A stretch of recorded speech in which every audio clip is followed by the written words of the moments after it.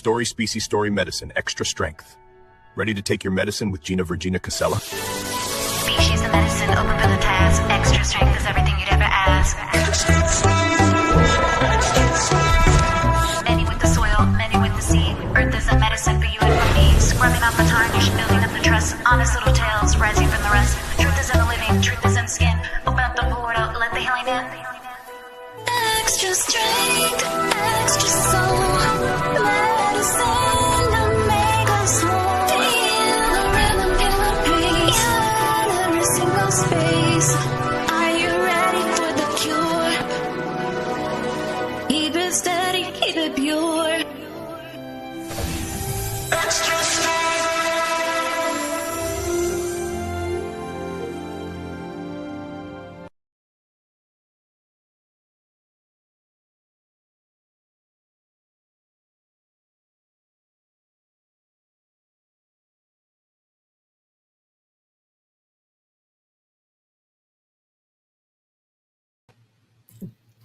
Hey, Dragon Dreamers, Gina Virginia Casella here, and thank you so much for joining me today on Story Species Story Medicine. Today I've got with me my new friend, Jason J Tavares, and I'm going to tell you all about him.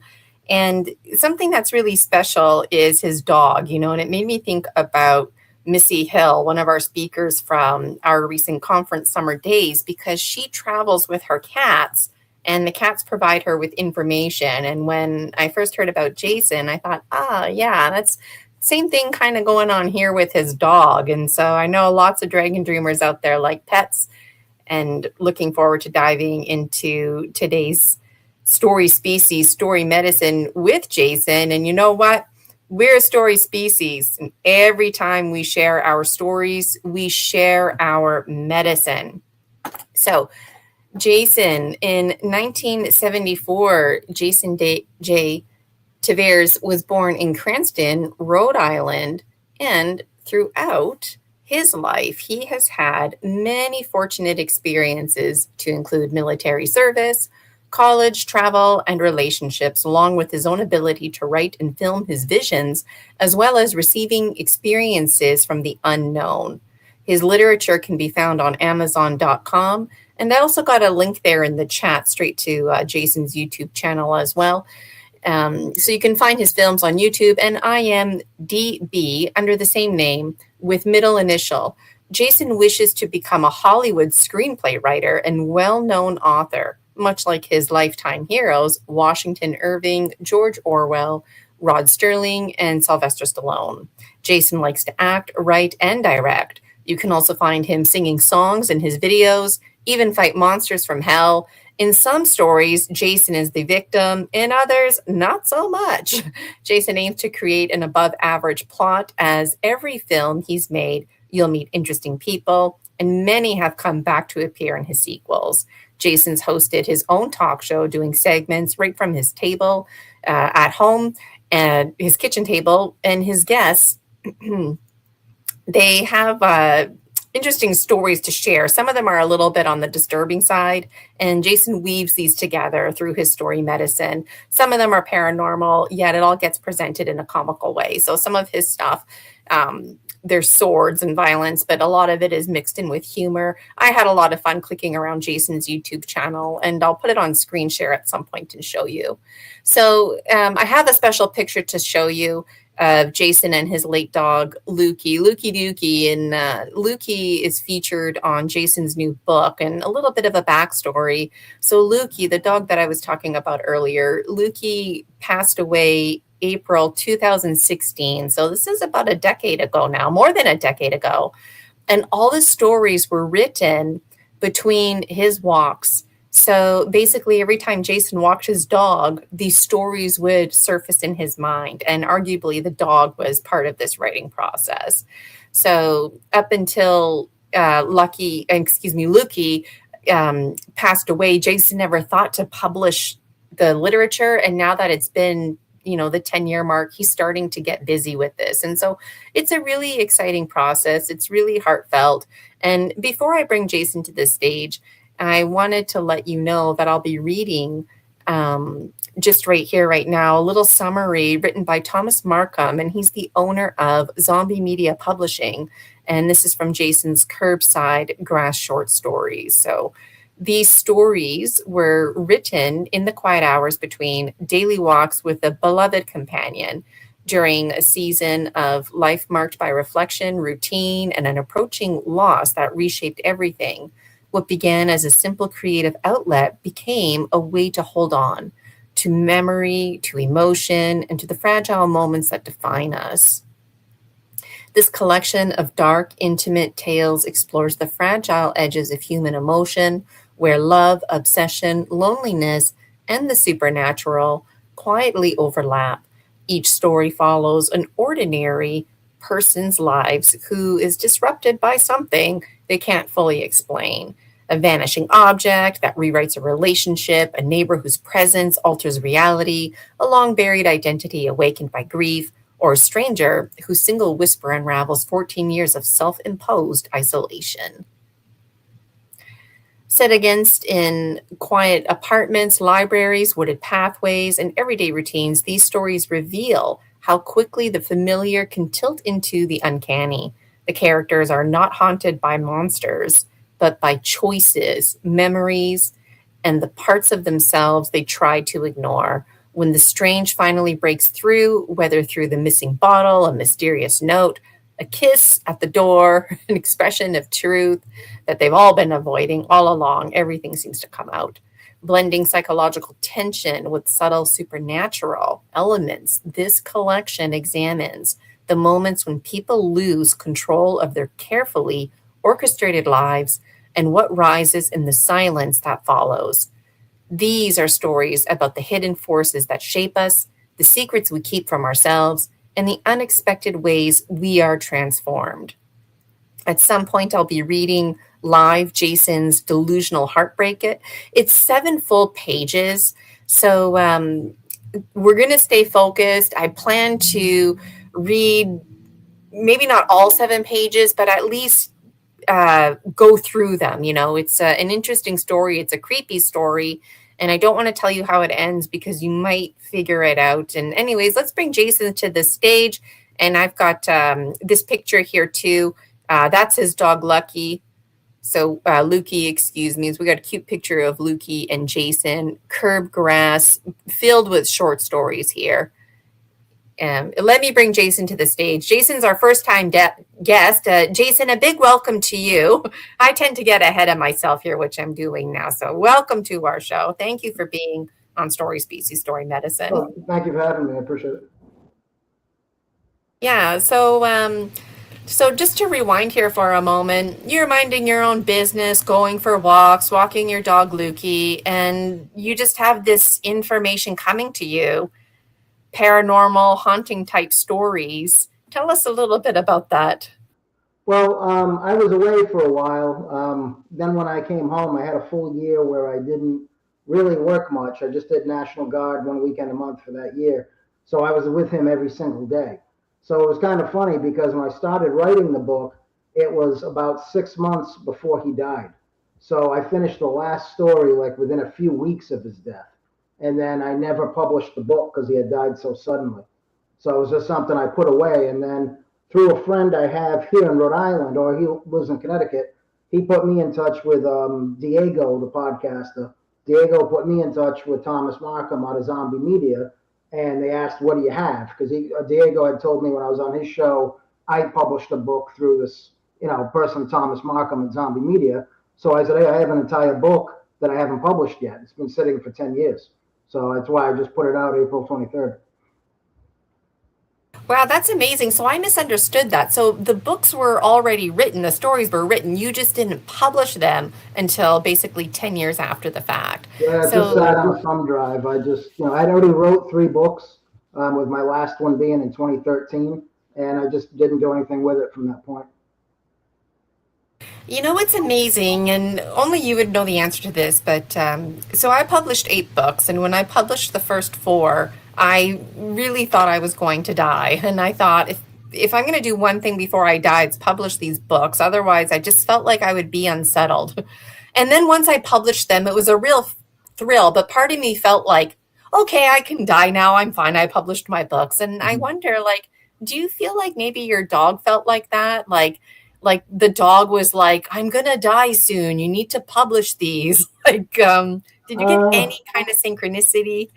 no, not really. With him, I think he would have told me because he ran the house. So he would have found a way to tell me then to publish it at that time. He was kind of the boss.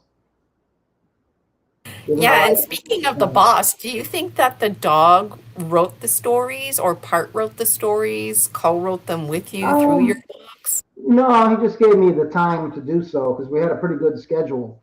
I'd get up at usually like 5 in the morning, work out, take him on. Well, usually earlier than that sometimes. Do take him on his first walk like 6:30, and then he'd sleep until noon. So that gave me all that time to write. And then he'd go on an afternoon walk. I'd take him on, and then I wrote for like another 2 hours or so until my girlfriend came home. And then after that, I didn't write while she was there. But then we did his 5 o'clock walk, and then his 8:30 run outside before bed. So when you were walking, did you find that like the stories would continue on, like you would get a download, so to speak, and then you would go home, continue on with your day, and then you would walk the dog again, and it would just like the storyline would continue, almost like a dream unfolding? Well, they were all different stories. So, like for instance, if I was walking them, let's say today, and I came up with an idea, that idea would take usually 2.5 to 3.5 days to write, and then that story would be done. And I just kind of wanted, I could actually have kept going. I did 17 stories in that one book, and it was a 300-page book. So if he hadn't passed, you never know. That book may have been 2 books or a 600-page book, because I had so many. Yeah, and do you have a dog now that you walk with? Have you continued this Yeah. tradition? No, I haven't had a dog since he passed away, unfortunately. Right. Yeah. Well, that's amazing, because pets are family. And whether the dog was part of the writing process or not, the dog was part of the process where it took you to a place where your mind could open up. And who knows, maybe if you never had Lukey, you wouldn't have had to be forced to go for those walks. Like, who knows what inspired that at heart? But there was some kind of space that was created, some kind of level of comfort where a doorway could open and you could receive information. Now, the thing is, some of your stories are light and fluffy. Some of them are kind of scary and spooky. Some of them are funny. Um, they just range and come as they go. Like you don't wake up in the morning and think, oh, today, it's Halloween season. I'm going to write a spooky story. It doesn't work like that. It just, whatever comes to you. Yeah. So it could be like a romantic story, but everything I try to put like a little something somebody can take away at the end, and they're usually a little paranormal, or at least strange. Yes, there's always something mysterious going on. And you know what freaks me out about your videos is that there's something very old school about them because you don't use artificial technology. You just you use technology in the sense that you use a camera to record things, right? And you use lights to your advantage, but you don't use like Canva or play around with video editing systems. So the people in your videos are just, they look like regular people. Sometimes they're dressed up. There's one video I was clicking on. It was some kind of like cardboard robot bad guy that you made. And what was spooky about it was the old school aspect, because when I think old school, at least for me, old school was like before the Steven Spielberg movies, and when you think of like clowns in the circus, like the old school clowns and the old school Easter Bunny, they were on the terrifying looking side because you could tell they were people who were just dressed up. And that's what made it scary. And your videos, they remind me of that. It's like, it plays with your mind. Like, is this just a person or is this somebody who's like really, like there's a sense that it's more concerning, I guess, and that's what makes it more believable. compared to movies that you might watch today where there's the big scary monster. Like we just kind of think, oh yeah, whatever, scary monster.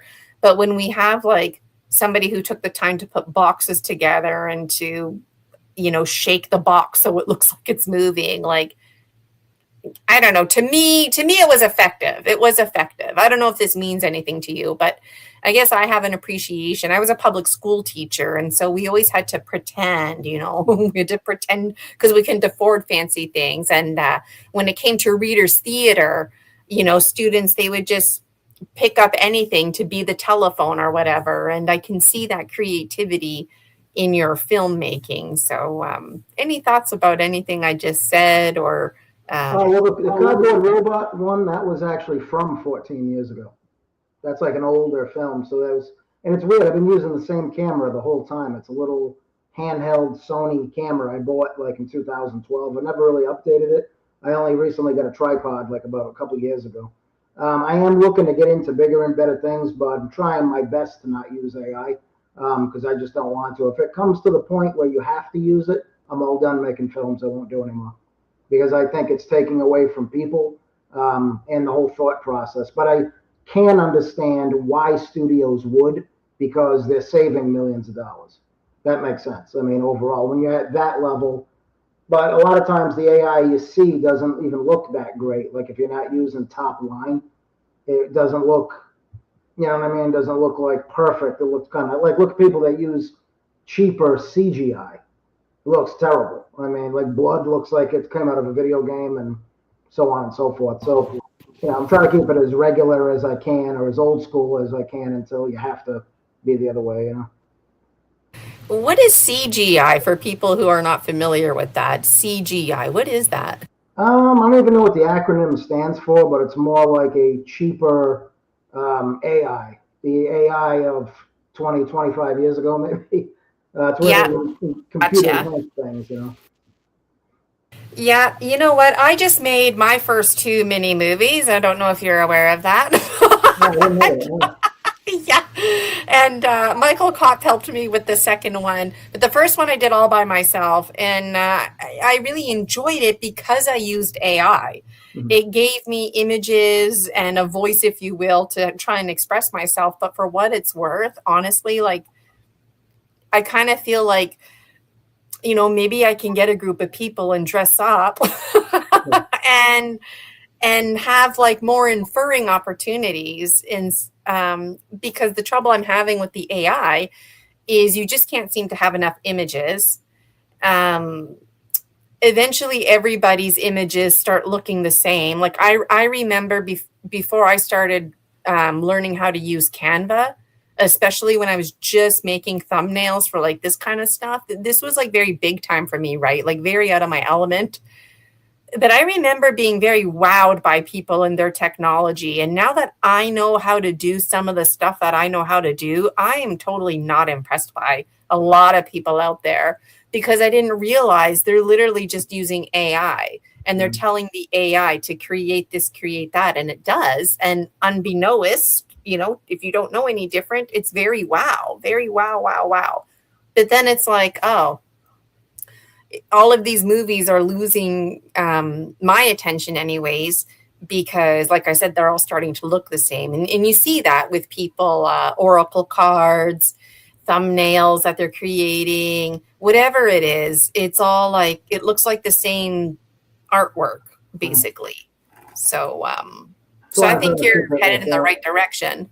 Yeah, I like natural stuff, like making it, like even exercise. I mean, like I'm in my 50s and I work out as hard as I possibly can.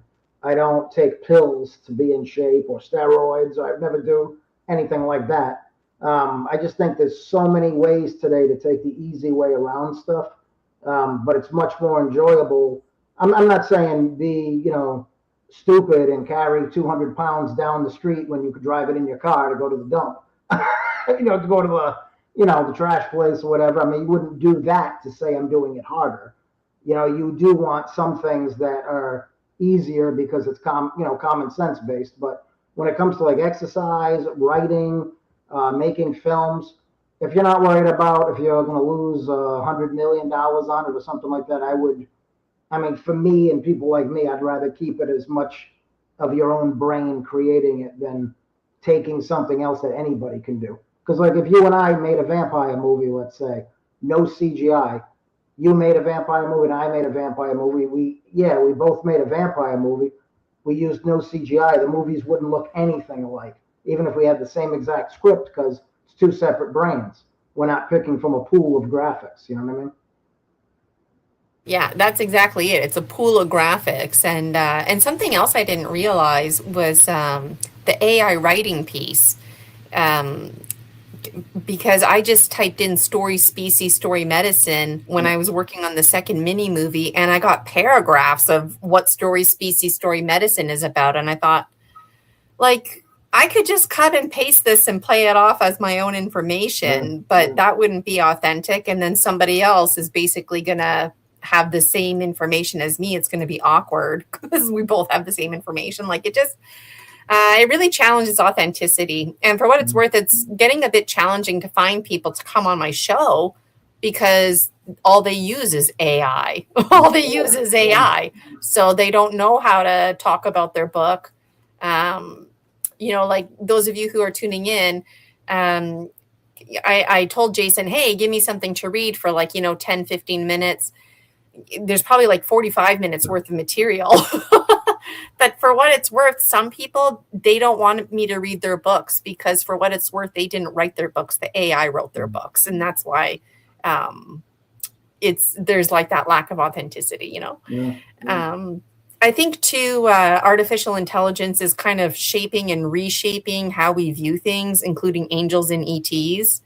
And how we categorize things. Like when I was a kid, 2 angels came out of my wall.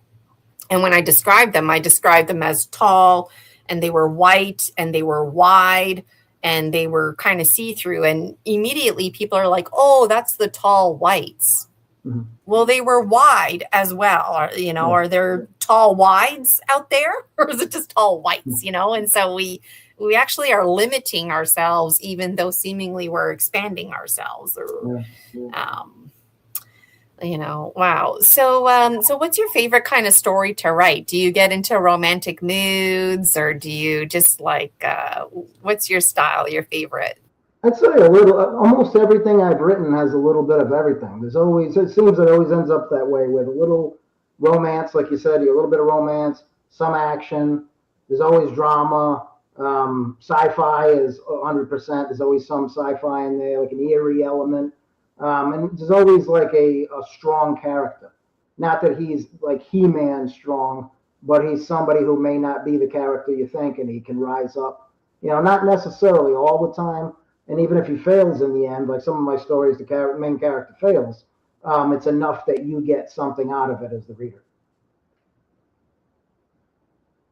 Yeah, that's awesome. And so you have short stories, you have your own short stories that you're putting into one book, but then are you also collaborating with other authors where you're each contributing a short story to make a book? I wasn't really sure on that part. Yeah, I had a guy, Charles Rosenet. He's the one who, it's kind of funny to bring it, his name came up again. He's the guy who introduced me to Diego, the podcaster, which introduced me to Thomas Markham from Zombie Media. But he recently wrote a book, and I did a short story for it. I guess it was a group of authors he asked to contribute to it. And he wants us all at the book signing, I guess, when he does it. I'm not sure when that's going to be. But I said, yeah, I have extra stories. So I took the book Curb Grass, none of that in there is real. That's all fiction. But the story I put in his book was real. So that was like a real story. But I'm actually going to be using that story or some of it again in another book I'm doing. I just don't know when I'm going to put that book out. It's going to be like a 500-page book. That's all about real stuff that's taking place. Yeah, who knows, right? Like the problem I feel like a lot of authors have is once you start writing, you realize you really have too much information. So things start to transform into series or volumes or whatever they are. And like my first 4 books was actually one book, but who wanted to buy an 800-page book? So my friend Brian recommended just to make them all like 150, 200 pages. And you know what? Like, I don't know about you, but for me personally, like, I like reading books that are about 100 to 300 pages. Over 300, I'm like, okay, this is more of a resource, you know, like I like to just put it in my pocket or whatever. So that'll be exciting. You'll have to keep us updated when all of that comes out. I'm always full of questions here, but the characters in your stories, are they completely different characters every single story, or do you use repeat characters, or do you plan on the characters mingling at some point, bringing the characters together? Great question. That's a very good question, because the only time I ever intermingled characters was I wrote The Shadow Inside, that came out in '08. Existence to Tale of a Fanged Killer came out in 2010, and then 2013 I wrote a book called Broken Tracks Beneath Forgotten Windows. In Broken Tracks, characters from the first two do cross, and they meet James Threadwelly out of that book. So it's funny that you said that. Yeah, they actually meet. That's the only time I've ever had them, like an actual character you created cross in another story.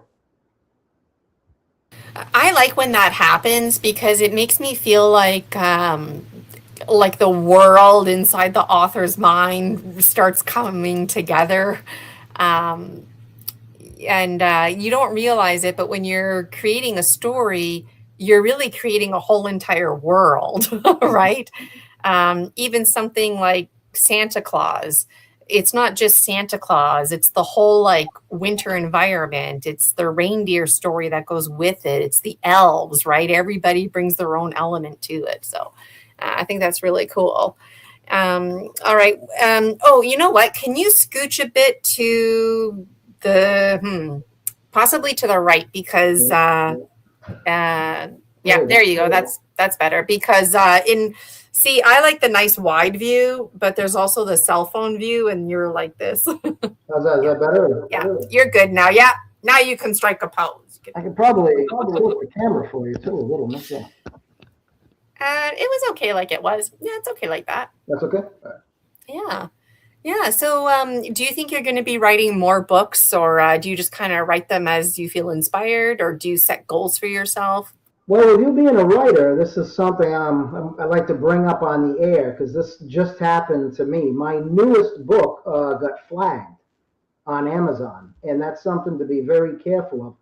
It got flagged for no reason. So I have Thomas Markham helping me, the guy who published it through Zombie Media. It got flagged because I got too many reviews too quickly, and they thought it was fake. Now, I've heard, I don't know how true this is, that you can buy reviews for Amazon to look like you have more than you really have. And if that's true, I don't know how true that is, but if that's true, it's okay to buy reviews and have fake reviews. But with me having legitimate people buying it from different places, I ended up getting flagged. So now they're trying to lift the flag, because I have somebody I knew who said, oh, I saw your book. And it's not even a friend. It's just somebody I knew of, and I bought it and I can't review it. And I said, why? And she was telling me she's part of a book club.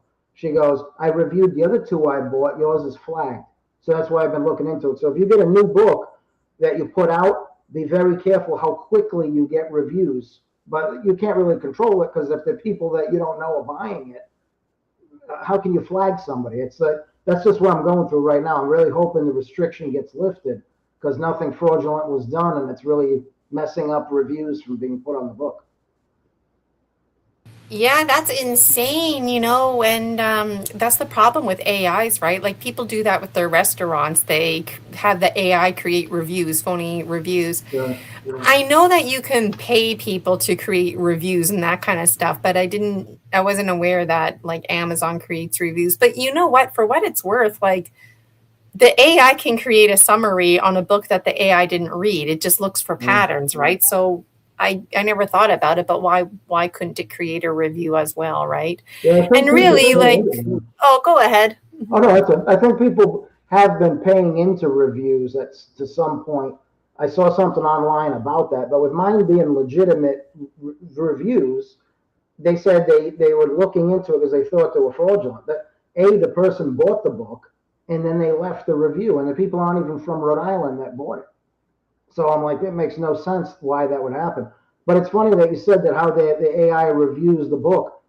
They do resumes like that too in the United States. You put a resume in for something, they look for key words in the resume. So if you were a complete moron and you made a resume with key words, you would get hired over somebody who could be far more qualified than you, who didn't have keywords.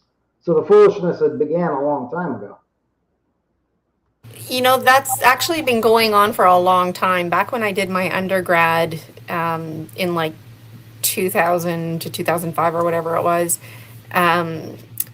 people were cheating on tests and stuff like that. And it was easy to cheat because basically it was multiple choice. Mm-hmm. And there were studies done, not at my university, but it was talked about at my university, how people created a study and the guy answered every single question C. And he said, when in doubt, choose C. And he passed like all of his tests. He didn't pass with flying colors, but there was some kind of psychology algorithm because he was trying to make it a point that you don't have to study. You just have to master how to pass a test, basically, because and that was a problem. See, now you got me passionate here because I have a really big problem, and you probably too, but like there's a lot of people who are misrepresenting themselves because they have phenomenal memory recall. So seemingly they're very smart people, right? But then it's like they don't apply their skills or knowledge, right? So so when I became a teacher, that was the push with the new curriculum. Here in Canada, we have a revised curriculum. There's nothing new about it. It's revised because we said, let's do away with the memorization systems standards. Let's focus on the creativity, right? And I feel like that's the direction your movies are going in, is where's the creativity piece, you know? So do you like to dress up? Like I noticed you play a man in the videos that I clicked on, but do you ever dress up like a woman or a monster or just some kind of radical, I don't know. What's your favorite thing to do to dress up as? I should have sent you that one. It's called TTT Terry or Teresa. And I actually play, I think, 3 different women in the film. It's a pretty cool movie, and that's actually about a ghost. It's a female that was murdered, and another ghost kind of comes back to avenge her. And it's a cool story, and I think you might like it. It's filmed old school like that, but it's called TTT Terry or Teresa. And my girlfriend said I make an ugly woman. She goes, "You make an ugly woman, but you'll get a kick out of it if you watch it." I did click around your YouTube, but I didn't see that one. Maybe it's a good time for me to put it on screen share here. Okay, screen share. I know how to do this. I was going to say too, Jason, something that's a problem right now is people who are jealous, and people who are jealous when they see people like you being successful, what do? Oh, they do things like report you. And, you know, so that crossed my mind when you were talking about frustrations with it being lifted. But anyways, I got it on screen share here. So this is Jason's YouTube channel, and I put the link there. So show Jason some love. I subscribed. And this is a great picture here of this bird. Is this an eagle? Yeah, it's actually a condor. It was taken in oh my God. 01 at the Grand Canyon.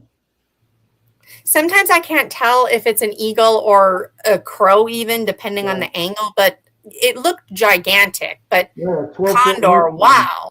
Yeah, because condors a lot of times have their nests on the sides of a cliff, like, you know, in there like that, and it was coming out full speed out of the canyon, and my friend took that with a telephoto lens. We were up on a ridge, and it came out awesome, though.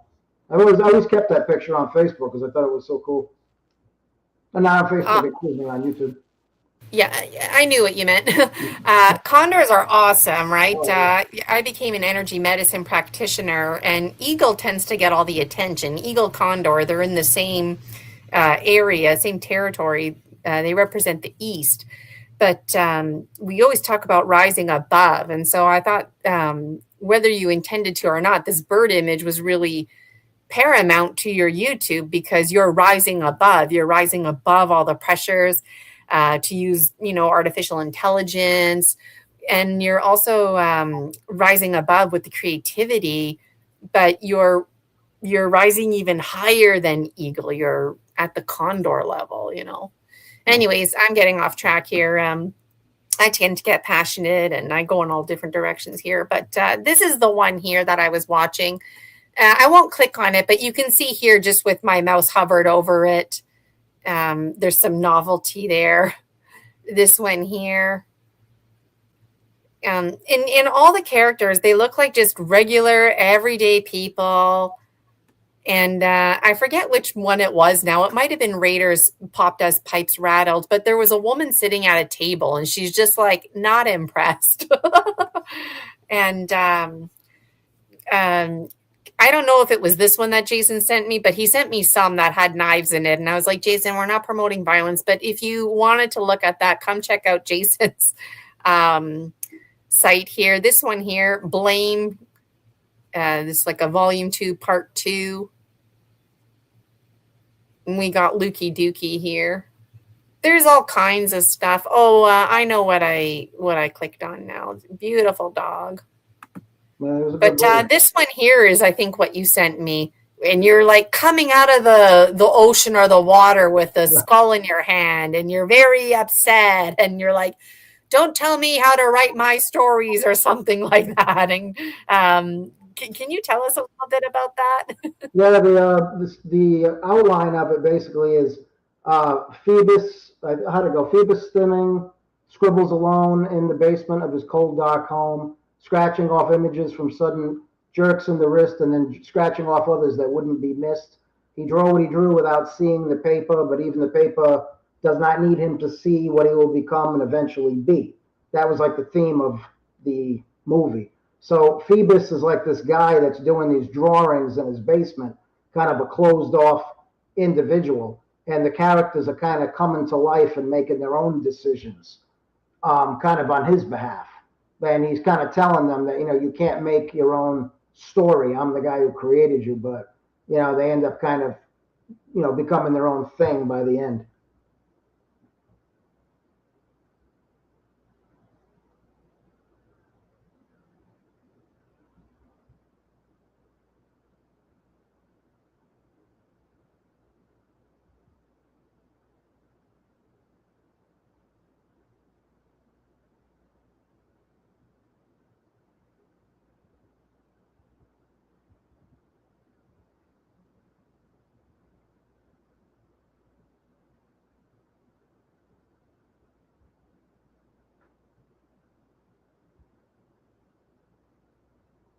And then I had a talk show and I did a tabletop show as well.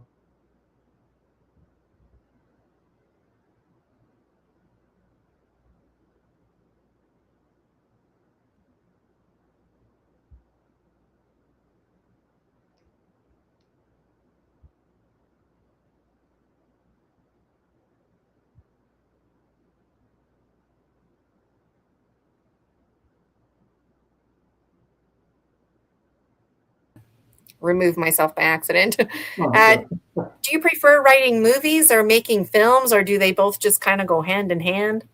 Actually, it's kind of funny. You actually ask a lot of great questions. The books I wrote first. I started off as an extra in like Hollywood movies. And every time it got close to something really turning into something, it just kind of didn't do the timing or whatever. So I got to the point where I just kind of stopped doing that and I started writing books and just doing it on my own time. And at that time, you figure this is over. You figure the first book came out in 2008. I started writing it in 2006. At those times, I was out going to bars and clubs all the time. So I said, what I want to do is to not do that and see what I can get done in like 6 months. So I actually wrote The Shadow Inside in less time than 6 months. But I wrote it all by hand in a notebook. I didn't even own a laptop then. So now you have to take your scribbles, which I don't know if you ever try to read your own writing after a while. And then I had to take that and put it on a laptop in order to have it published. And that was a lot of work. So, to go from that where I began to screenplay was extremely hard. Most of my short films that I do, if they're 20 minutes or 50 minutes, I don't really use the final draft screenplay format. I more or less write it out on like, sheets of paper on the computer, and then I know what I'm looking at because I'm directing it. But for bigger things like 90-page scripts, yeah, I do them in final draft. And then I, kind of do them up like that. But to do that transition from writing a book to a screenplay for me was very hard. But now I'm very good at the two of them. Yes, I was going to ask at some point if you write or if you talk into a recorder. I'm like you. I like to write. It just kind of flows. My concentration's there. I think it's a generational thing for us too. But when it comes to reading my own notes, something that really helped me, especially like when my energy was not like at its best, is I would take my headset and I would use Microsoft Word and put it on dictate, and then I would talk and it would type it for me. You just have to make sure it's typing for you, because there's some times where I'm talking away and it wasn't typing what I was saying. Yeah. And it doesn't always get the words right, but I mean, hey, it's something to work with, and something else that I do too these days is I'll have a Zoom meeting by myself and I'll record myself. So it takes minutes. And then I have a transcript that I can work with. Maybe I'll use it. Maybe I won't use it. And there's the girl Missy that I was talking about earlier, who travels with her cats. And the cat, like she calls herself a grid worker. You two would probably connect because you walk and get story information, and she drives and gets story information. And anyways, like I guess I'm just kind of scattered here now, but when it comes to writing the story, that's where she's struggling, because she loves to talk. She probably was an orator in a past life, but to sit down and write, that's not her thing. And I was like, but Missy, when you're on my show, when you're on somebody else's show, you look at the transcript, that's your story right there that you can work with. And a lot of people don't realize that. So there are the pros and cons to AI. But anyways, do you ever find yourself just grabbing your cell phone and talking to tell the story so you don't forget it or something like that? No, I scribble things on like napkins, like if I'm somewhere, like a piece of paper or whatever, the back of a menu. I used to have like a clothesline. I had a condominium before this, so upstairs there I had 2 poles at my desk, and I'd run a string with little clips of notes. And then I'd also color coordinate things, or I'd put a date and everything. Like, let's say I wasn't going to go back to what I wrote for a while and I thought it was a good idea. I'll write down like the weather, the day, what I was going through at that time. That way, when I go back to it, I can always go back to the moment.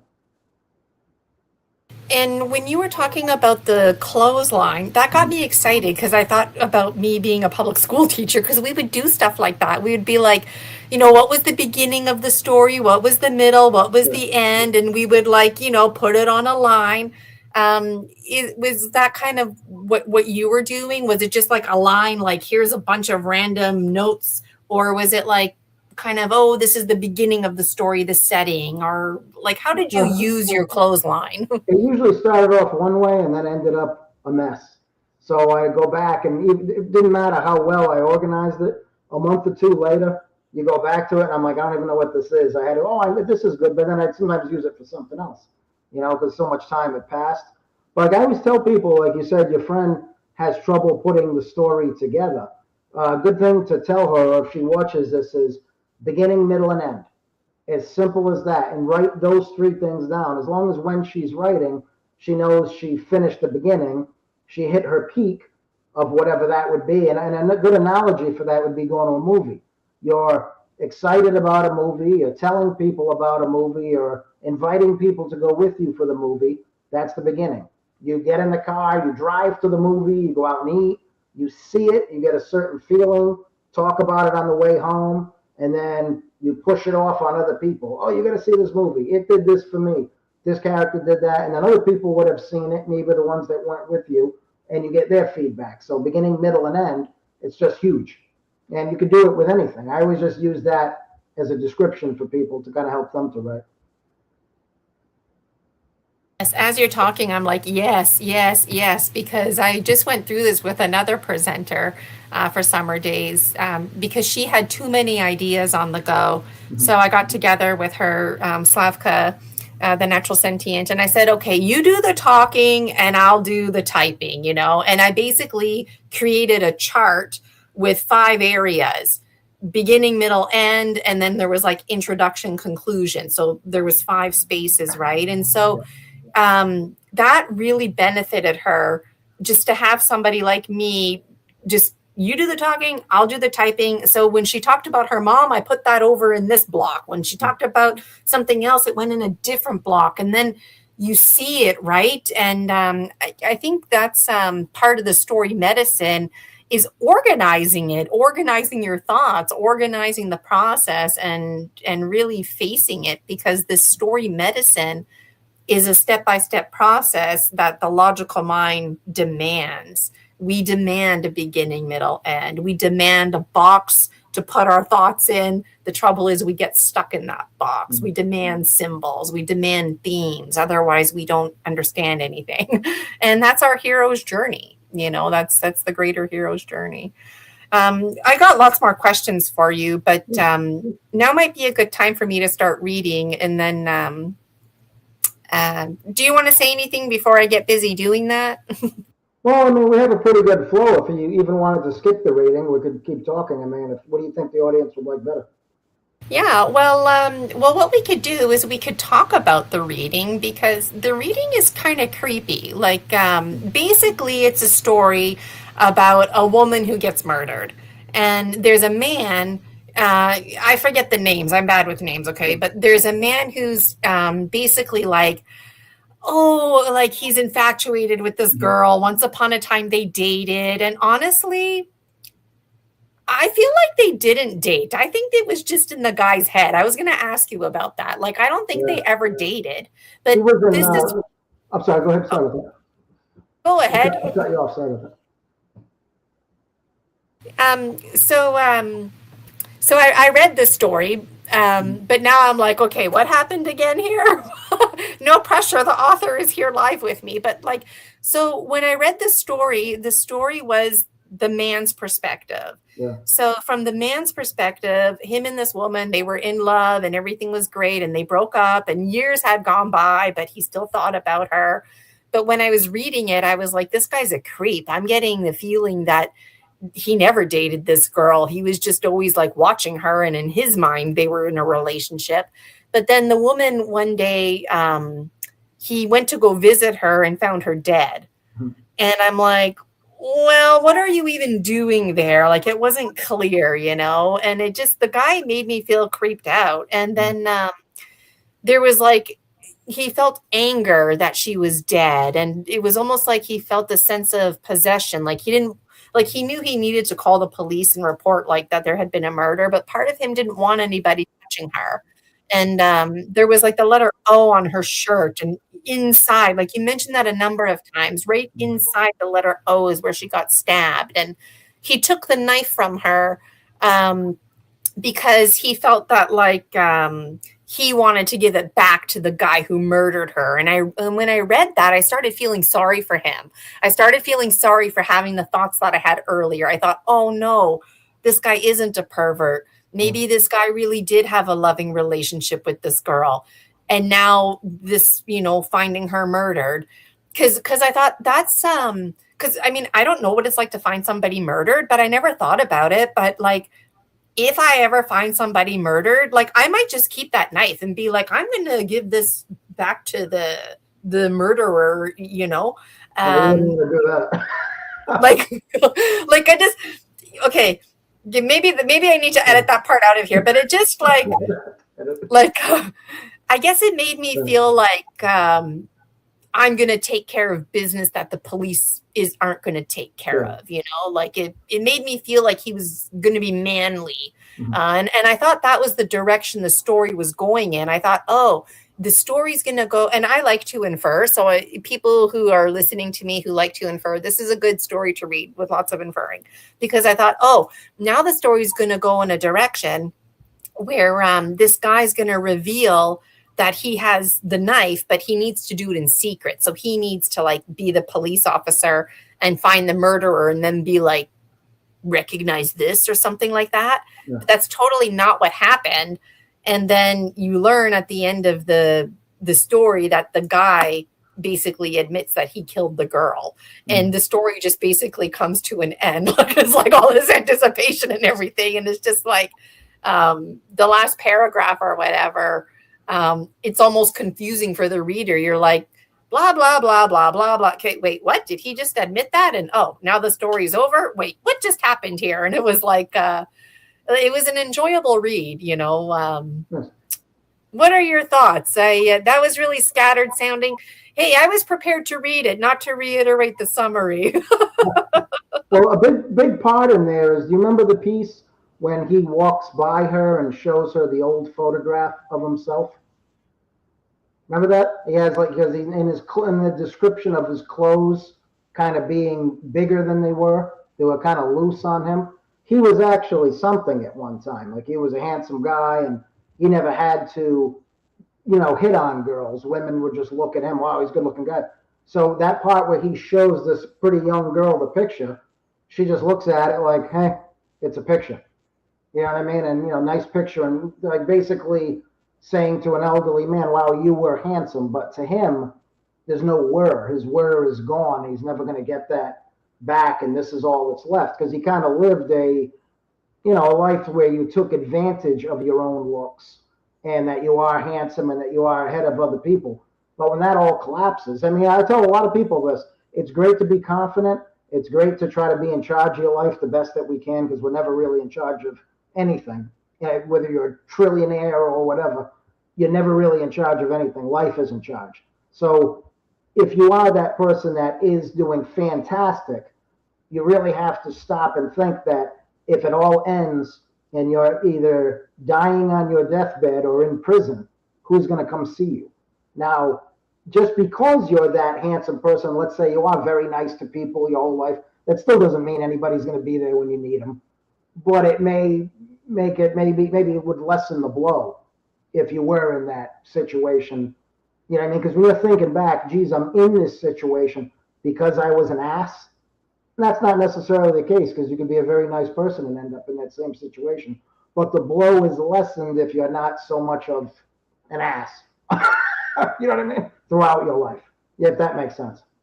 Yes, that makes absolute sense. And I forgot about that part. So when you're like the photograph, I'm like, wait, I'm like scanning my brain but I remember that part. That's closer to the end. Yeah. And that was a part where I was feeling sorry for him, because I started thinking, oh, you know, once upon a time, he was a handsome young man. Now he's all old. And then you describe it well, like just like the yellowing of his fingernails or whatever it is you say. Like, it's like he's not cool anymore. He's not handsome anymore.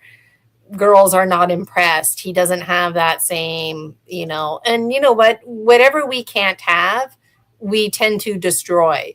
So it's kind of like time warp. Now he's an old man, and all these years have gone by. And that girl, well, he still thinks she's pretty, but she's getting older too. But you know what? All this, like, is that why he killed her? Like, I'm an old man now. Like, why did he kill her is what I was wondering. Like, he just was delusional and sick in the head and killed her? Or was there, like, I'm old, you're old, we're both old now, I never got to marry you, so I'm just going to kill you. And there was, like, a fixation in between that letter O. I was going to ask about, like, the letter O. It's like a bullseye. Yeah, it was basically like her death signified his own self-loathing. Like, he self-loathed to such a degree that this, you know, a girl that was as beautiful as she was 30 years ago would have been, hey, look at him, da, da, da. And that no longer exists. So that death, her death, was such a point of self-loathing. It was basically more or less manifested by him. You know what I mean? Like the death until it was actually real. There's a movie like that too, and this book has not, I mean, that story has nothing to do with the movie. But you ever see the movie The Clearing? Came out in 2004 or 6 with Robert Redford and Willem Dafoe. Dafoe basically takes Robert Redford prisoner in the story. And Redford doesn't realize it, but at one point, when Redford owned a huge company, Defoe had worked for him. And, he was always very nice to one another and this and that. But the way Defoe's character was able to capture Redford, he thought about it every single day, every step, all the way down to the weather, birds chirping and things like that, so he could get this guy. And the guy really didn't do anything wrong, but him going after Redford was 100% jealousy based, because when Defoe's character lost everything, he never got it back in his life. Redford's character was the kind of guy, he could lose everything, be living in a dumpster, and then in 6 months be building himself up again, because he was just that guy. You know what I mean? It's either you are or you're not, and Defoe's character wasn't. So in this story that you read, the one in the Curdgrass, this guy's character probably thought he was more of the Redford, but he really wasn't. In the end, he was more of the Defoe. That's actually a great analogy. I never used that before. I got to use that again. That was a good one.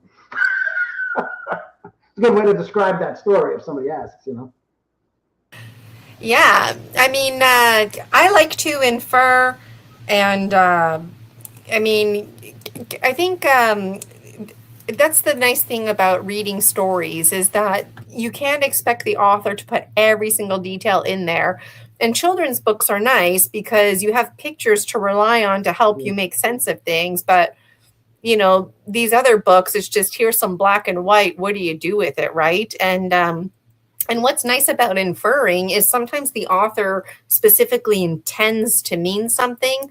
And sometimes the author doesn't even know what they mean. They're just like, this is what happened. This is a character that I'm representing, and I'm not really sure what they're communicating. And it's basically up to the readers to decide. But the readers, they don't even recognize their own empowerment. And they're like, well, the story's only about what the author said it's about. So, I don't know. How do you feel about inferring? Like, would it upset you if somebody was misinterpreting your story, or would you just be like, well, that's how they interpret it? No, not at all. I think that's better to misinterpret it. I mean, unless your main goal is to lead somebody down a direct path. Any movie has interpretation, like even Rocky. Like Sylvester Stallone says, Rocky is the furthest thing on earth from a sports movie. It has nothing to do with sports. Sports is what it's described as to bring out the human spirit. That's really what it's about. It's about somebody, you could be as beaten down as his character was, and then, get a 1 in a million chance. And sometimes 1 in a million chances, this isn't him saying it, this is me saying it, they're really there for almost everybody. You have to find them. They're not going to be dropped in your hand. They're really there, but you got to sift through it and find it. And a lot of it is pushing away our own loathing, our own, I can't and I don't want to. I mean, because I'm the king of that. And I've beaten a lot of that. I've come a long way. I was always that guy who, I can't do this. This isn't going to work. And I'm in my 50s now, and I'm only starting now to begin to fix it. And, it's actually getting fixed because I'm finding ways to fix things. Yes, and good for you. It's inspiring to hear that, and I don't think people out there can really hear it enough. Procrastination. I mean, sometimes we're lazy and we just don't want to do things because we just don't want to do them, But when it comes to procrastination, the tip I always give, not that you asked me for tips, but like the tip I always give myself is do what you don't want to do first. That way it's just check off list done, right? But in truth, when I became a hypnotherapist a handful of years ago now, it was really bizarre to learn that a lot of us actually procrastinate because we're afraid of our own success. Mm-hmm. It has nothing to do with being lazy. It's kind of like a double-sided coin. Like, yeah, it could be because you're lazy. We don't want to dismiss that. But also because we're afraid of our own success, because, oh my God, what about if we are successful? Then what? And being successful, that's not a familiar feeling for a lot of us. And to be fair, when we're born babies. We have to grow and learn. So nobody is born successful. That's not a familiar feeling. It's a feeling that we have to sink ourselves into and get to know and grow with.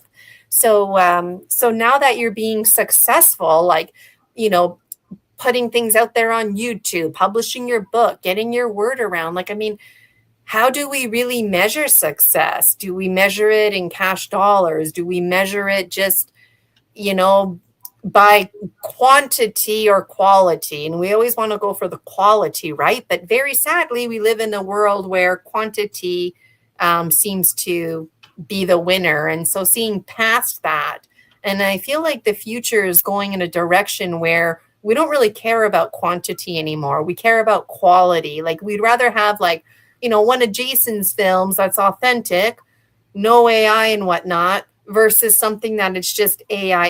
And I personally find a lot of not only movies, but stories in general are very plot driven, because people can't handle complex thoughts like they used to once upon a time, because we're being dumbed down. And action movies, I mean, I like a good action movie, but I feel like there's too much action. The actual story gets lost. It's just like a bunch of car racing, you might as well watch car racing. So anyways, I like to think, and you got my gears going. What else did I write here? Rambo 4. Yeah. So I don't watch a lot of Rambo type movies, but I went through a little phase where I made it a point to watch all the Rambos, and Rambo 4 is hands down a scary movie. Oh yeah. Not because of the blood and gore, because the reality, right? Yeah. He was awesome in that. And he actually put on something like 30 pounds of muscle at 60 years old in the 4th Rambo. Remember that one? He was huge. Yeah, he had traps like this. He was enormous in that movie. But yeah, I thought that was great. And even the last one. Have you seen the 5th one? I didn't know there was a 5th. I think number 4 was good enough for me.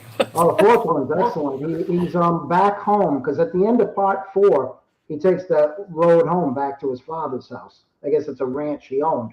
You think that's the end, but part 5, he has a niece. He's living with a lady and her daughter, I guess, and he kind of raises the girl.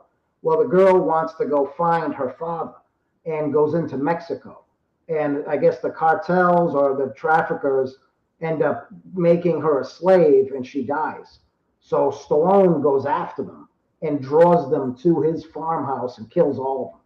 And it's a bloody movie, but the way they filmed it was excellent, just showing the pain that he had knowing that she died. And even though he warned her, don't go, she still went, and he, of course, felt guilty. But I think that was probably one of the best Rambos out of all of them.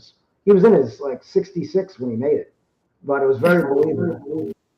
As I get older, I forget folks like Stallone are getting older too, right? And I'm like, what? Like 66? And that was a while ago now, right? Yeah, he might have been older than that. He's 70.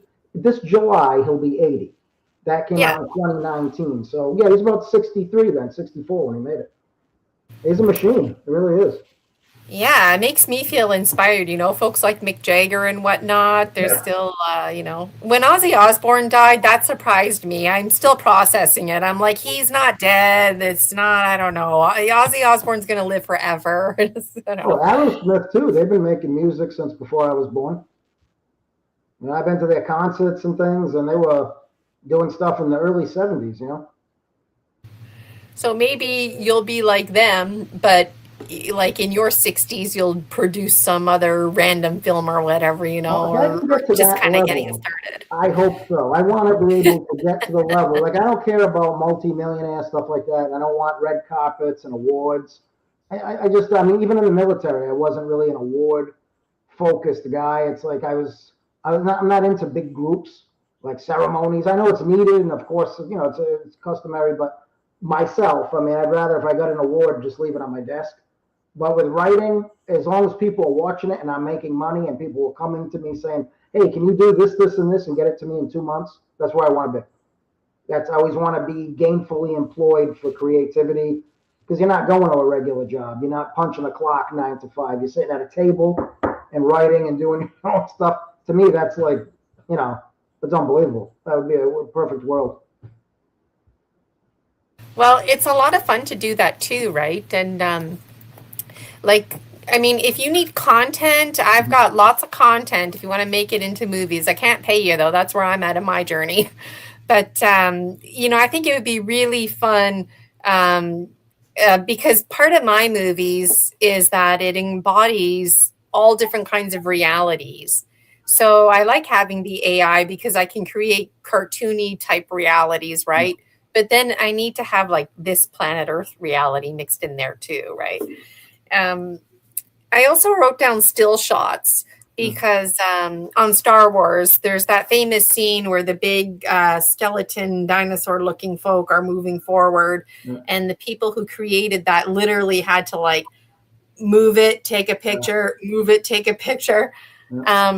And I thought that's really amazing. And it's like, oh yeah, you just do that with AI these days, but you don't get that same feel good vibe and accomplishment of doing the still shots, or back in the Pinocchio days when somebody was drawing on a paper and then they would like turn the paper like this, like an accordion, and it would look like Pinocchio's juggling or something, like still shots. And I thought it's the thinking that goes hand in hand with this. So, yeah, anyways, I was going to ask, do you ever do something like still shots?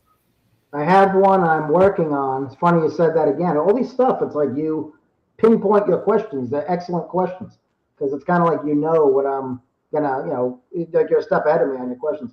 I'm working on one now called Gemmy, Gemmie, and it's going to be really creepy and eerie. And it's based on an idea that I had 10 years ago when I wrote my book. But I'm making this into a film, and it's going to be a little bit like Radiators Popped as Pipes Rattled on my YouTube channel, and seemingly Curtis Cusbelch, where it's all done with one camera. Like one of those films, I think it was Curtis Cusbelch, is over 400 scenes, all done with one camera. So this one will probably be more because I'm going to be doing the still frame, like you said, where I turn this puppet I'm using, turn it, film it, turn it, film it. So like one scene might end up being like 50 cuts to make it look real. And you know what? I feel like this is all rising to the level of art. Because some people are listening to this and going, well, that's going to take 500 years. You can just use AI and do this. But then other people are going, no, because it's art, right? It's art, the whole entire process. Wow. I wrote down Blair Witch Project. I thought about that a long time ago, but I forgot to bring it up. Like, I always wanted to create a movie like Blair Witch Project because it's just like people running around with their cameras. Super shitty movie, right? But it got people curious. And the fact that it was created by amateurs, people were just interested in watching it. And the movie made millions, right? But the Blair Witch Project, did we actually learn anything about witches or anything? No, it was just a bunch of kids running around, right? Like, I think, I don't know. Do you ever feel like doing something like that where you're just running around with your camera and I don't know? Well, the Blair Witch Project, I tell you, it took folk stories like the Blair Witch and made it even more scary because if you put yourself in their shoes, you lost your map. They probably didn't know how to read the map to begin with. They all smoked, didn't have cigarettes, had no food, no water, were turning on one another.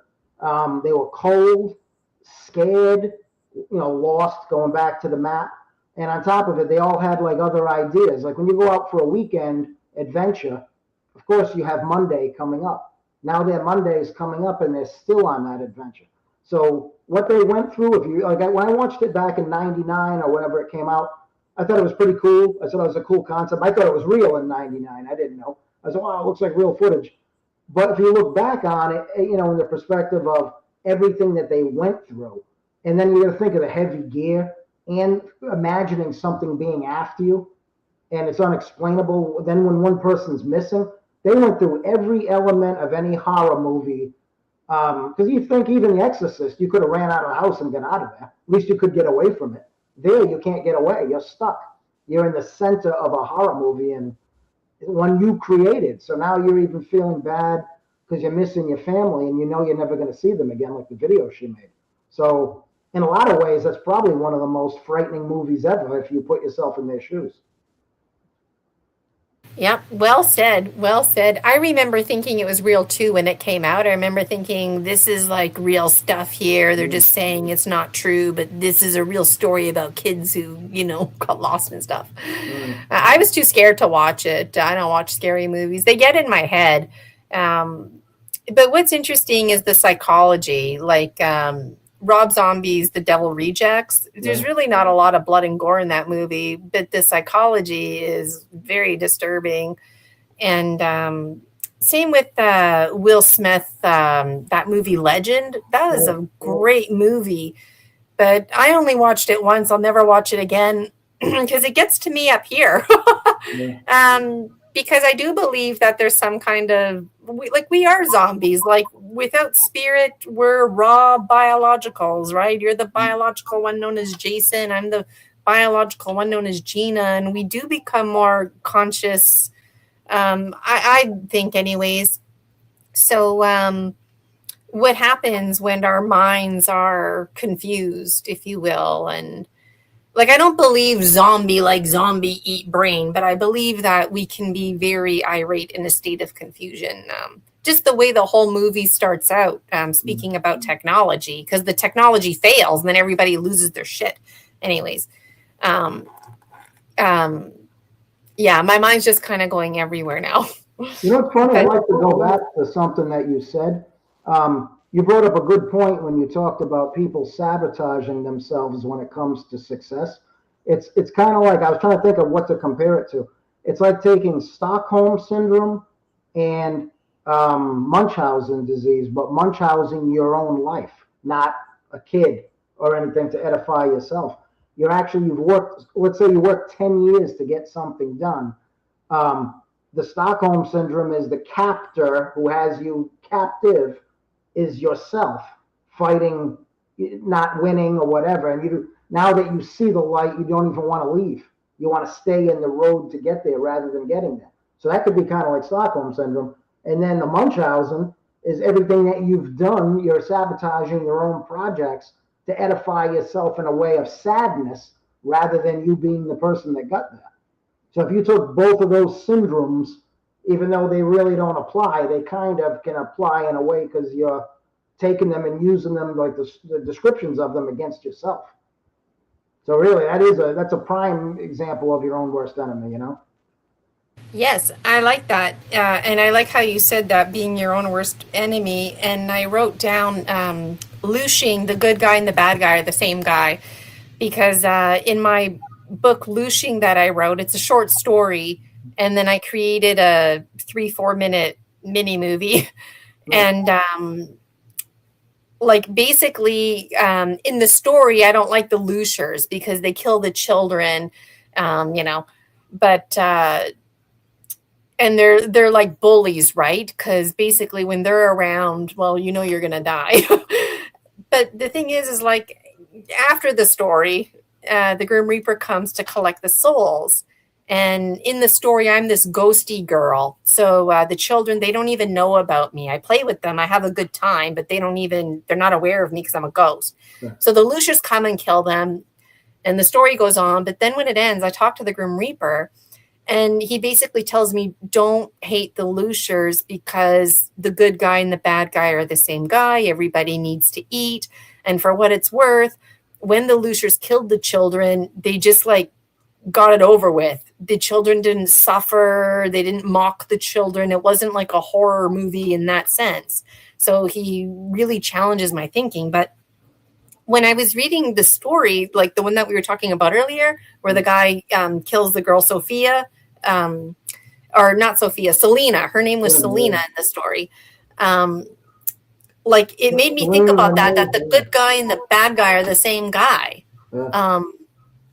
So anyways, what are your thoughts on that the good guy and the bad guy are the same guy? Because even in that story with Selena, he's not a serial killer, but like he's a good guy, but he's also a bad guy because he committed murder. Like you can't,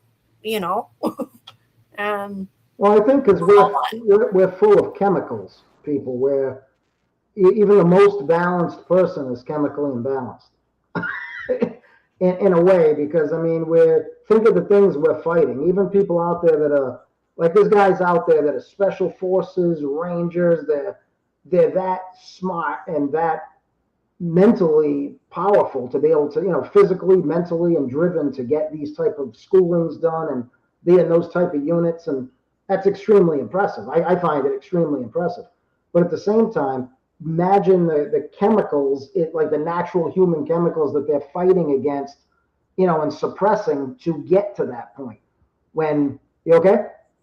When you got like 100, let's say you got 100 people going for something and only 10 graduate or 20 graduate, and you were among that, percentage that graduated.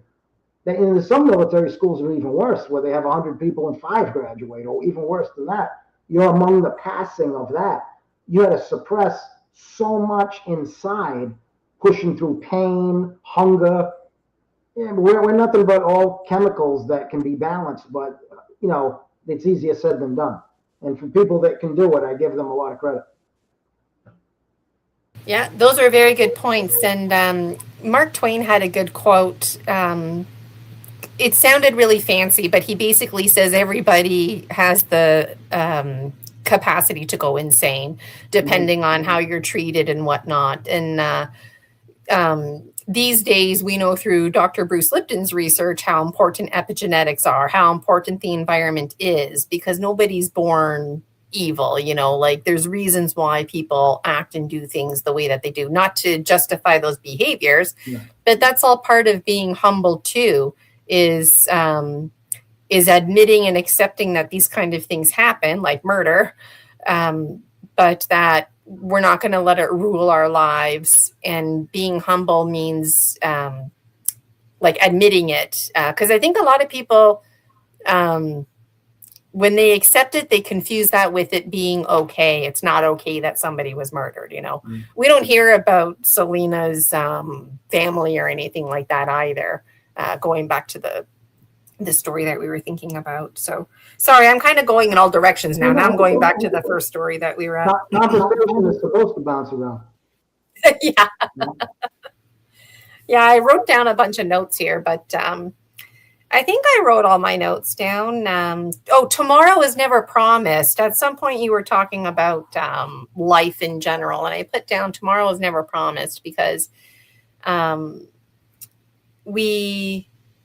we always act like we have tomorrow when we don't, or we procrastinate because we think, well, I'll have tomorrow, when tomorrow is never promised for whatever reasons. And I published an oracle, and there's a card that talks about this. And it basically says it's always hard for those who are last. Tomorrow is never promised, but it's always hard for those who are last, yet they live like tomorrow is promised. So it basically means like if somebody told you, hey, you're going to die tomorrow, like do your laundry, take out your garbage. Because most people are like, well, I'm going to die tomorrow. I'm just going to leave my garbage there and not worry about my laundry. But like the power of humility is saying, do it anyways, because what if you actually live tomorrow? Now you're living with a bunch of garbage in your house. Now you have a bunch of dirty laundry. Like die in a clean house.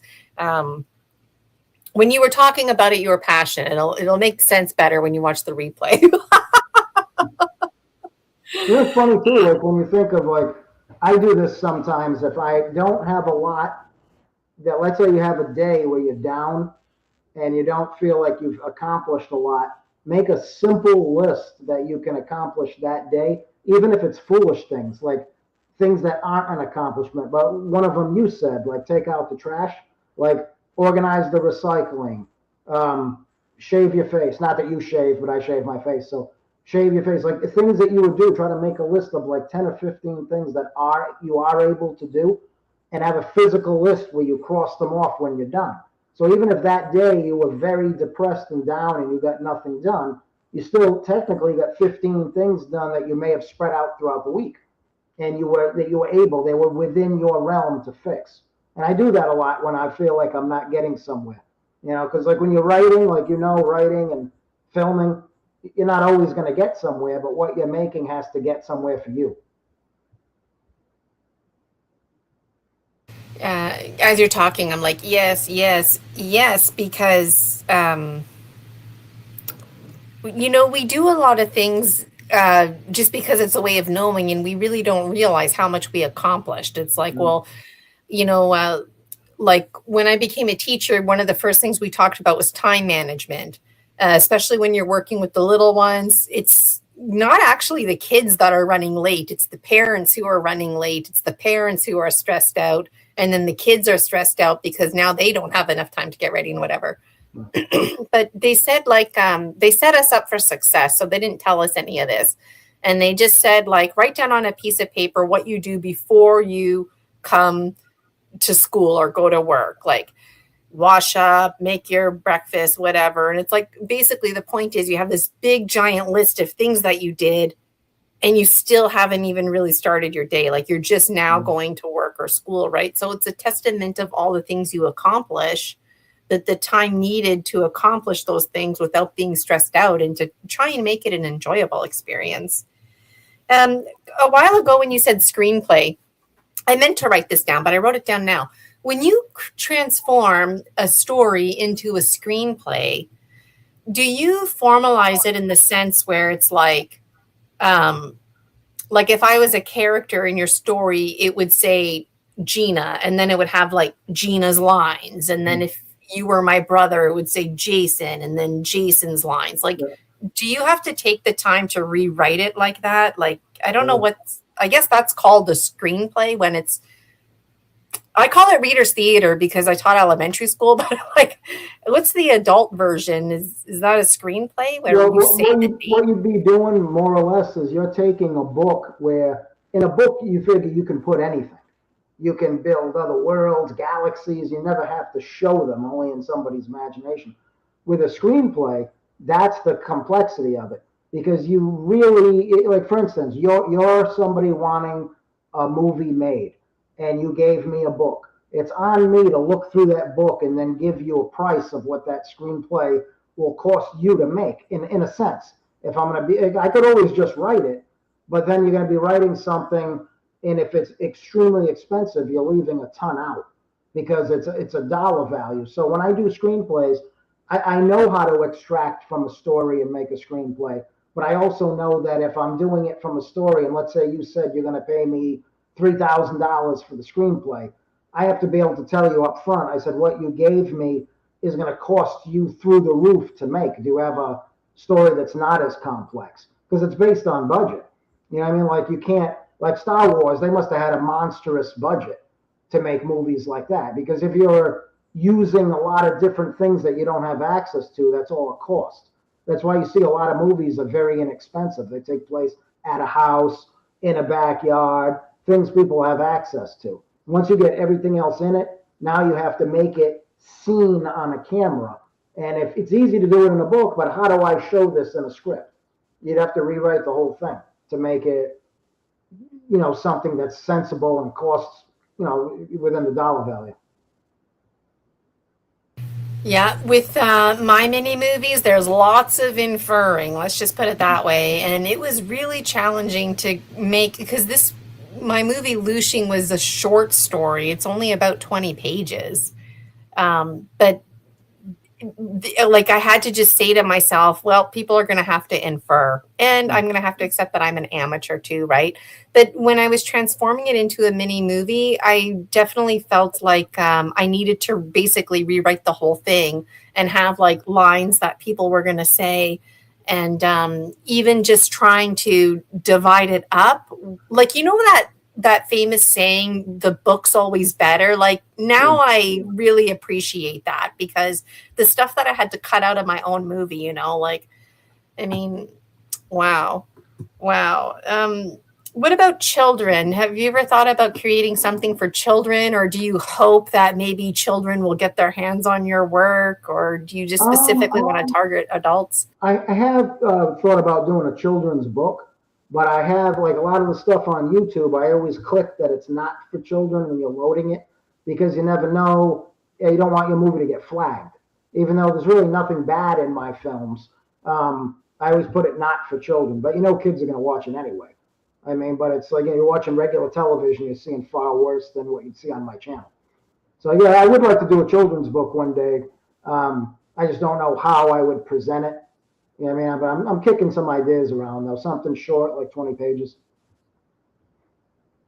Well, like children love Halloween stories, right? Yeah.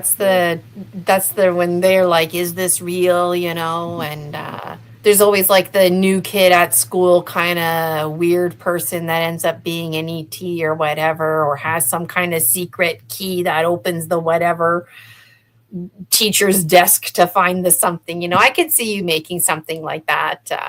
I think Like that the would be faculty, fun. right? Remember that, the faculty? A faculty? Yeah, have you ever seen that movie? No. That's just like what you said. There's a new Oh, girl in school, but she's an alien. They find out she's an alien. It's a good movie, wow. actually. That came out Okay. in 97, I think.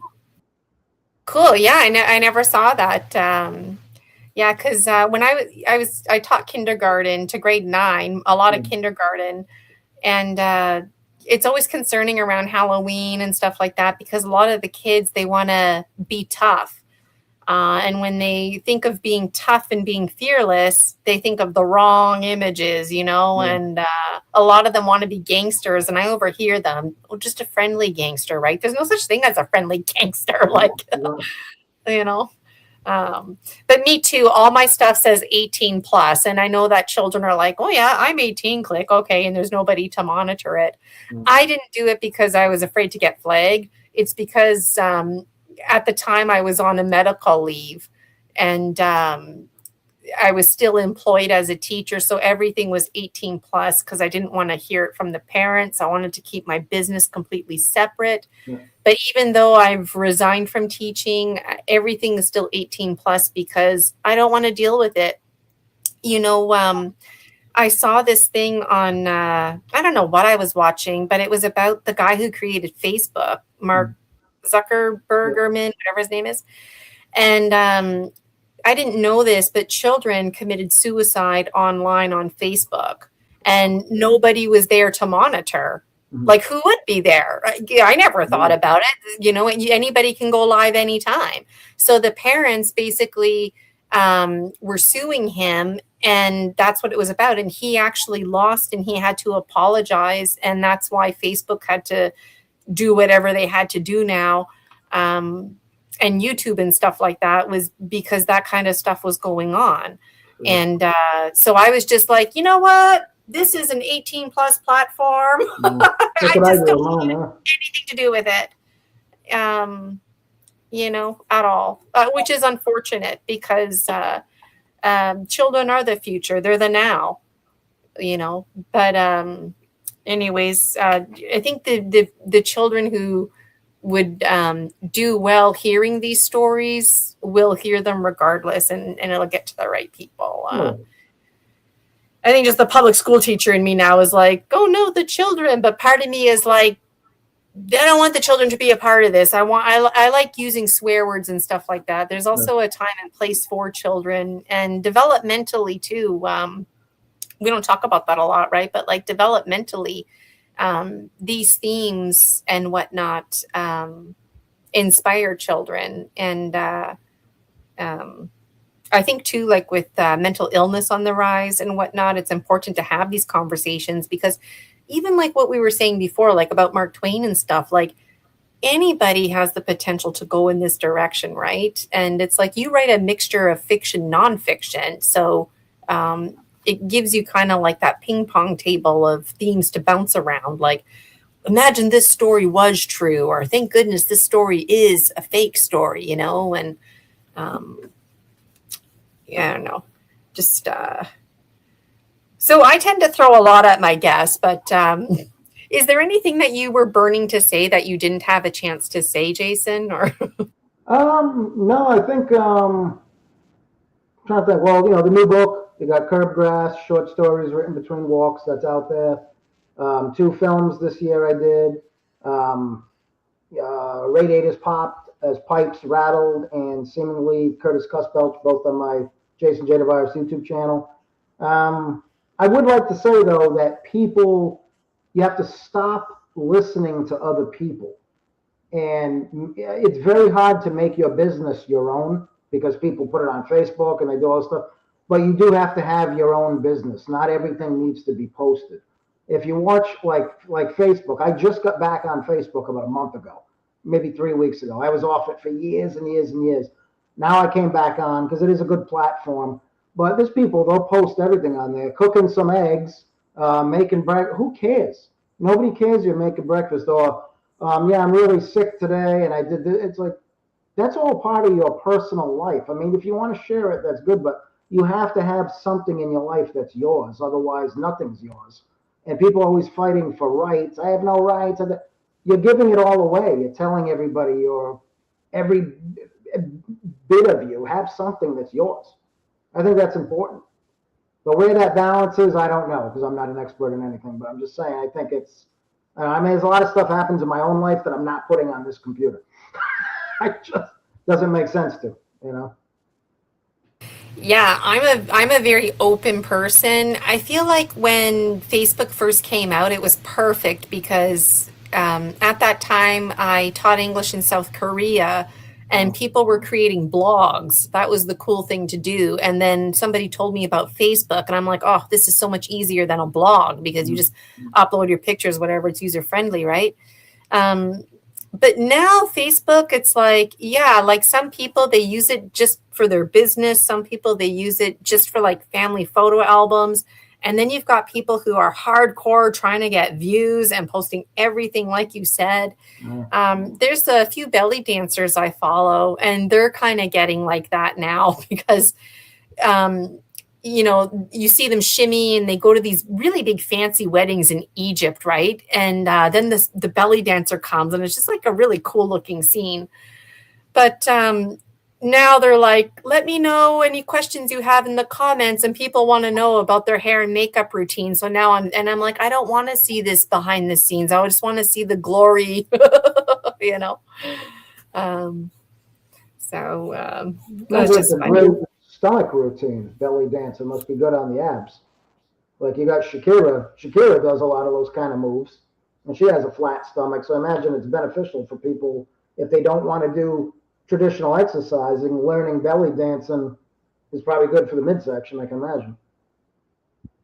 Yeah. Oh, yeah. I love watching dancing and stuff like that. It's beautiful. And you know what, too? Like with Facebook, when you start like liking and sharing things, now it's picking up. The AI does this. It starts introducing you to other stuff too, right? So, yeah. I tend to follow people on YouTube over Facebook and Instagram. Yeah. So on that note, I got Jason's YouTube up there on the screen if anybody's interested. But I want to show this picture of your dog again. There we go. It's just so cute, eh? And then this cover here with the dog's ear flipped, I think it's so cute. And I was wondering, is that the real dog on the cover, or is it like just it looked like the dog? That's the real dog. Is I guess Thomas Markham, because he designed the cover. He did a little bit of computer graphics on him, but not much. I mean, like for me to look at that, that's exactly him. The background he did change though, but he was at the door when I snapped that picture. And he had, I guess, I only had him for 4 years. I inherited it from somebody who left him to die, basically in a basement, give or take. That's another story. But when I got him, he had a broken ear because when he was a puppy, I guess, his brother bit his ear and broke his ear. So one was up and one was down. So it was a really cute look for him, you know. And it didn't hurt or anything, but it, you know, looks good on the cover too. Yeah, I really like the gold on the cover. Yeah, it came out nice. Yeah, there's something special going on in the cover, you know, just the gold and some kind of mystery, like just there's the picture of the doorway, right? But yeah. And then this here. I was going to tell you to send me another picture because this one here had the shadow on your face, but I thought actually this makes it look very dark and mysterious. That's actually, that picture is the cover of Seemingly Curtis Cuspelch, the movie I made January 7th. That's like the poster for it. I thought it came out cool. I was sitting on the couch and the light was coming in. So I was trying to position and make my face really angry. And I snapped the picture. I did 3 of them, and I thought that one came out the best. Yeah, it does look creepy for sure, and it looks good without the background, just like black Yeah. like that. Yeah, yeah, yeah. I like it. Nice. Yeah, you have like a very nice demeanor, friendly looking, but then this picture here that you sent me, I'm like, whoa, this is like serious looking, but it goes very well with the content that you're producing. I Oh feel yeah. so. It's So that's the scary side of me, I guess, that picture. really Scary Jason. Jason. Yeah, yeah. Oh, I know what I wanted to ask you. Your girlfriend, do you ever get her to get in on playing the roles too? Yeah. And yeah. Yeah, she's on the couch and seemingly Curtis Cusbelch, the two girls that are talking. The house my character is haunting is her house. So, like in the story, like it's our house.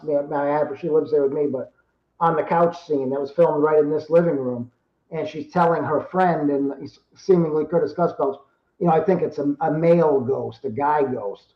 And her friend's like, yeah, it's a male ghost. And then they're talking, but it's a whole conversation about it. Because my character, after I cleaned up her yard, I bring a plant in, and the plant sat in the living room. So that scene, you see the plant and she's petrified, her character, because she comes home and there's a plant in her living room and the character lives alone, so she had her friend over to tell her about it, that her house is being haunted. So yeah, she's been in probably 20 something films and does a lot of the camera work, not on the last two, but on many of the others she has. Wow, that sounds like a lot of fun, I'm single, and I think it would be fun to meet somebody, who is into this kind of stuff, and kind of do like what you and your significant other do, like just kind of bounce off each other. Um, I think it would be fun to do that. Yeah, my content is based on dreams half remembered, half misunderstood, and uh, just I'm interested though if like anybody out there hears a story and they're like, oh, that sounds familiar, especially like the more paranormal ones. That's what I wanted to ask you. Like, has it ever happened to you where somebody's like, you know what, like in your story you talk about this, but I actually know somebody that this happened to them or something like that? Sometimes a little bit similar, but like my real stuff, like I have tons of real paranormal things that have happened to me and that I've been in the middle of. Nothing ever harmful, but I have stories that'll blow people's minds. And I've talked about it on other podcasts, real in depth, crazy things. And it's like I always tell people if they want to know if they're real or not, ask me the same question in 5 years. I'll give you the same exact story. That's because a lot of people might think, hey, this is a little far fetched. I have stories that have witnesses, and I have some stories with photos, and they're old photos from over 20 years ago, not manipulated pictures. But yeah, sometimes you'll see a little bit of stuff that's taken place for real in the story, and people have asked about it. But otherwise, like most of my fiction on the channel is just that. But on the channel, you can go to Jason's Disturbing Experiences. And on my YouTube channel, there are actual experiences that I've gone through. Some funny, some like very creepy and eerie, but they're all in Jason's Disturbing Experiences on the Jason J Tavares YouTube channel. That's really cool. And you know what? That could be a movie just on its own. You sitting Oh, there telling the stories, with children. And that's how you can incorporate children. The children come to ask you. yeah. Well, they'd be creeped out by some of them. Like I could tell you a quick one if you got a minute. I was on another show. I was actually on Diego the podcaster, but I was on my second episode with him a few weeks ago because he asked me to come back. I found a handprint in my basement that's never been there. Now, where it's found in the basement, it's I've walked that path. I've been here like 7 years in this house. I must have walked that path 1,000 times to that room.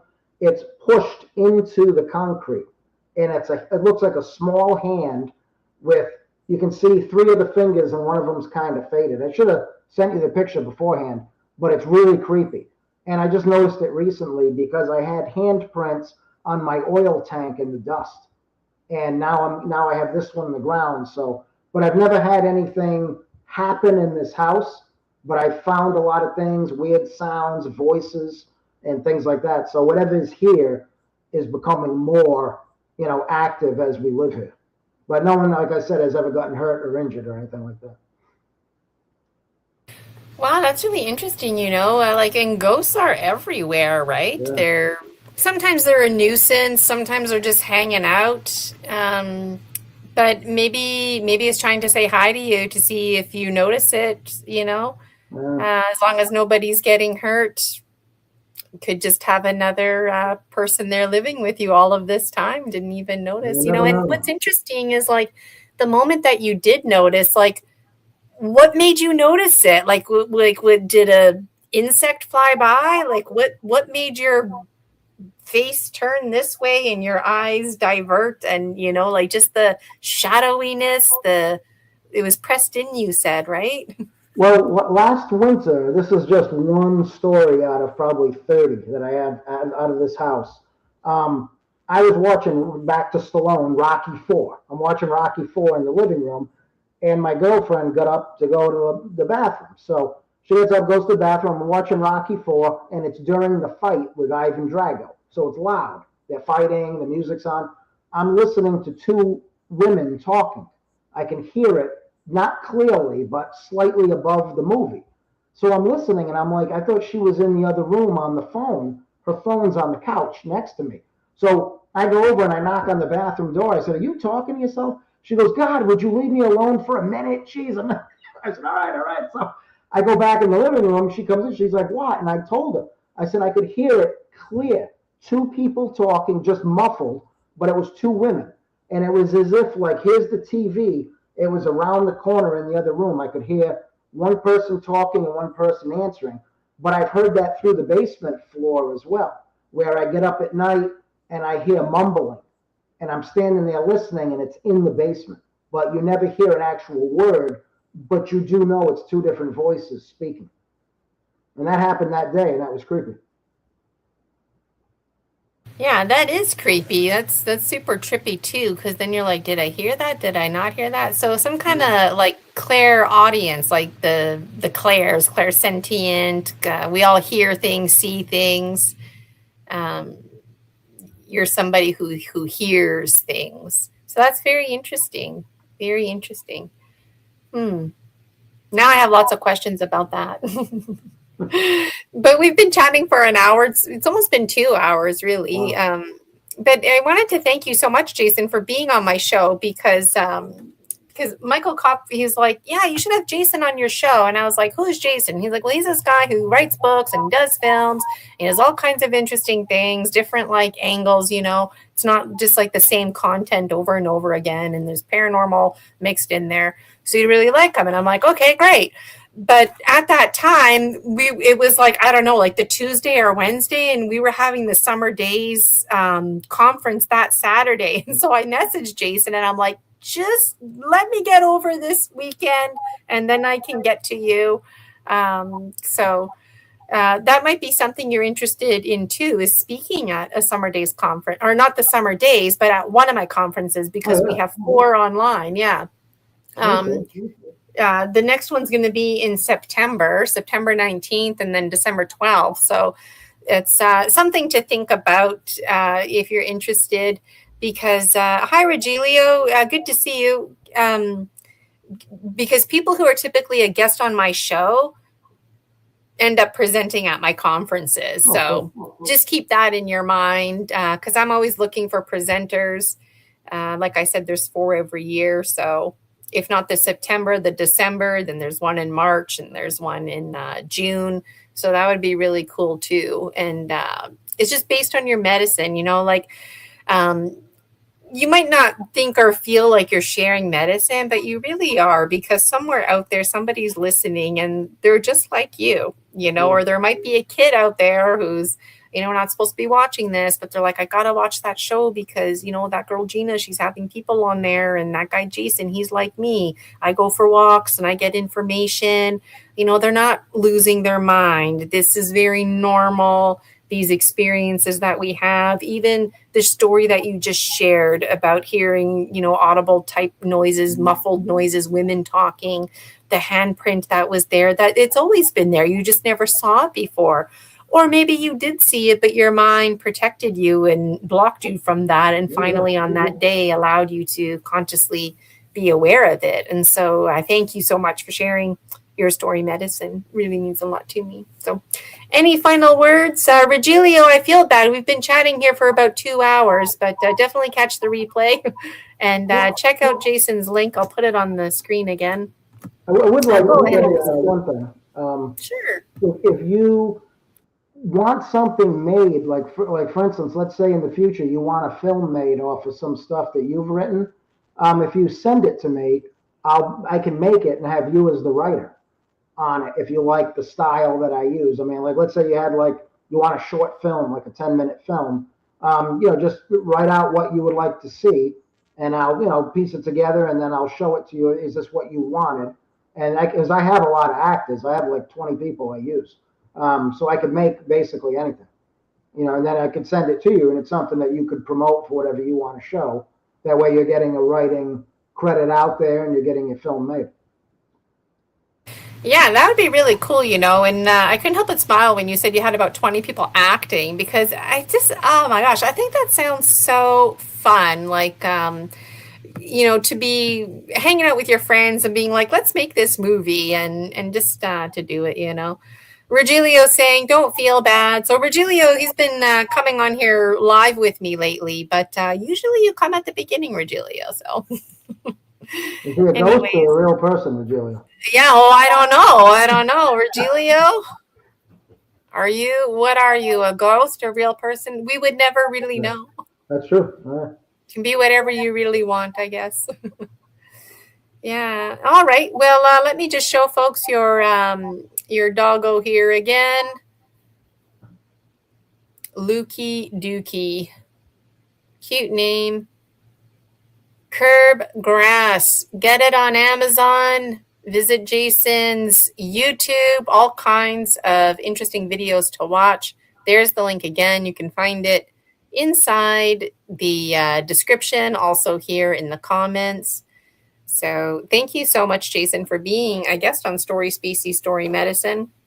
It's really great to chit chat with you here today. Yeah, I'll just remove you here from the stage, and we'll definitely have to have you back on as a returning guest. And, the nice thing about short stories is that there's always lots to talk about, right? There's too much to talk about, really. So so thank you so much for sharing your story medicine, Jason. Thank you for having me. I appreciate it. Yeah, absolutely. Thank you. All right, everybody. There you go. Another show of Story Species, Story Medicine. First time guest, we had Jason J Tavares. First time here, Curb Grass. There's his dog, Lukey Dookie. You can get his book on Amazon. Make sure you visit his YouTube channel. Show Jason some loving. Subscribe, like his videos. And who knows, maybe you'll star in one of his movies, right? I think it would be really cool if the Dragon Dreams Soul Tribe Collector got together and starred in the movies, because that's basically what folks do, right? They star in the movies, and you are the movies, right? Even being on this show. So I wonder what Jason would think about my mini movie, Lushing, and I feel kind of shy to show him somebody like that. But I'm an amateur. Let us know in the comments if you're an amateur, if you've got more experience like Jason, what your intentions are. And let me know if you'd like to be a guest on Story Species, Story Medicine. This show was initially targeting published authors, but you know what? Even on my website, I updated it. You don't have to be a published author. There's been a few guests on here who being on this show was an actual stepping stone for them to publishing their book. So that was really exciting. And then I also put on my website that if you don't write, that maybe you dance or you play the guitar and that's your story medicine about whatever experience that you had. I would absolutely love to hear it. So thank you so much, Dragon Dreamers.